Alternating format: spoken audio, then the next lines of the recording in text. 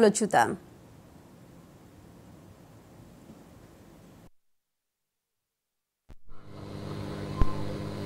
తొమ్మిదేళ్లు కేసీఆర్ పాలన అన్నారు, ప్రజాపాలనలే.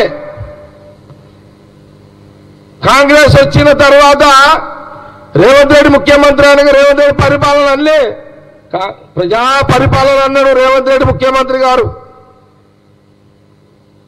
ప్రజలారా గమనించండి, మీరు కేసీఆర్ పరిపాలన అనలే.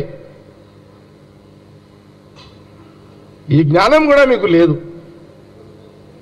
ఈ జ్ఞానం కూడా మీ నాయనకు లేదు, నీ కొడుకుకు లేదు, నీ మేనన్నుకు లేదు, నీ బిడ్డకు లేదు, నీ ఖాందానికే లేదు ఈ జ్ఞానం. ప్రజలు ఇచ్చిన పరిపాలన ప్రజలంటావా,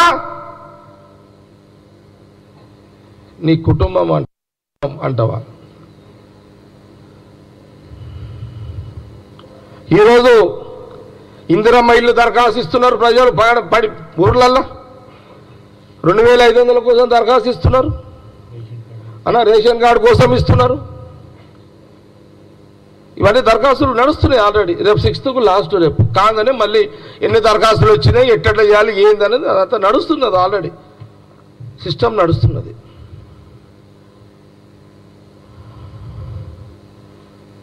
మరి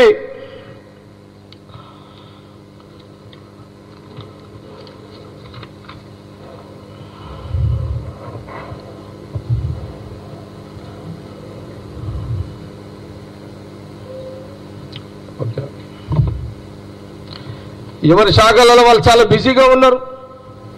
ఎప్పుడైనా సరే